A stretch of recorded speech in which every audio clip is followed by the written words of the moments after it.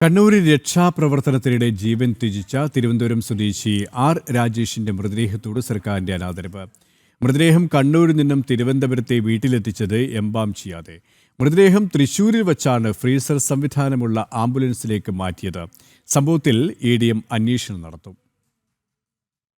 ചെറുപുഴയിലെ പ്രളയസമാനമായ അന്തരീക്ഷത്തിൽ പുഴയ്ക്കപ്പുറം കുടുങ്ങിപ്പോയ കർഷകനായ ബെന്നിയെ രക്ഷപ്പെടുത്തുന്നതിനാണ് രാജേഷ് കുതിച്ചെത്തിയ പുഴയിലേക്ക് ഇറങ്ങിയത്. കയർകെട്ടി മറുകരയിലേക്ക് എത്തുന്നതിനിടെ സ്വന്തം ശരീരത്തിലുണ്ടായിരുന്ന ലൈഫ് ജാക്കറ്റ് രാജേഷ് ബെന്നിക്ക് നൽകുകയായിരുന്നു. തുടർന്ന് ഒഴുക്കിൽപ്പെട്ട് രാജേഷിനെ കാണാതാവുകയായിരുന്നു. തെരച്ചിൽ നടത്തുന്നതിലടക്കം അനാസ്ഥയുണ്ടായി എന്ന് ആരോപണം ഉയർന്നിരുന്നു. ഇപ്പോഴിതാ രാജേഷിന്റെ മൃതദേഹം വീട്ടിലെത്തിക്കുന്നതിലും വീഴ്ച സംഭവിച്ചിരിക്കുന്നു. മൃതദേഹം പരിയാരം മെഡിക്കൽ കോളേജിൽ നിന്ന് എംബാമിംഗ് ചെയ്യാതെയാണ് വീട്ടിലെത്തിച്ചത്. ഫ്രീസർ ഇല്ലാത്ത ആംബുലൻസിൽ മൃതദേഹം തൃശൂർ ചാവക്കാട് വരെ എത്തിച്ചതെന്ന് ആംബുലൻസ് ഡ്രൈവർമാർ തന്നെ തുറന്നടിച്ചു. പന്തളത്തുള്ള ഒരു സെന്റ് തോമസിന്റെ ആംബുലൻസ് ഞാൻ തന്നെയാണ് രാവിലെ 6 മണിക്ക് അവരെ വിളിച്ച് അവിടെ വണ്ടി അറേഞ്ച് ചെയ്തത്. അവരാദ്യം വിട്ട വണ്ടിയിൽ ഫ്രീസറിൽ ഈ ബോഡി വെക്കാൻ പറ്റിയിരുന്നില്ല. വീതി കൂടുതലുള്ള കാരണം വെള്ളം കുടിച്ചിട്ട് ബോഡി അത്യാവശ്യം വീർത്തിരുന്നു.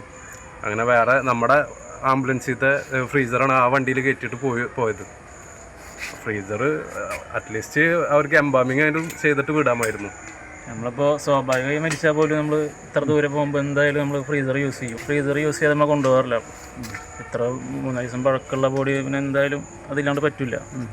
ചാവക്കാട് എത്തിയ ശേഷം അവിടെയുള്ളവരുമായി അന്വേഷിച്ച് ഫ്രീസറുള്ള ആംബുലൻസ് കണ്ടെത്തിയാണ് പിന്നീട് മൃതദേഹം തിരുവനന്തപുരത്തേക്ക് കൊണ്ടുപോയത്. സംഭവത്തിൽ സ്പെഷ്യൽ ബ്രാഞ്ച് അന്വേഷണം ആരംഭിച്ചു. സർക്കാരിന്റെ ഗുരുതര അനാസ്ഥ തുറന്നു കാട്ടിയത് ആംബുലൻസ് ഡ്രൈവർമാരായ മുഹമ്മദ് നിയാസും മുഹമ്മദ് തൻവീറുമാണ്. ജനം, തൃശൂർ.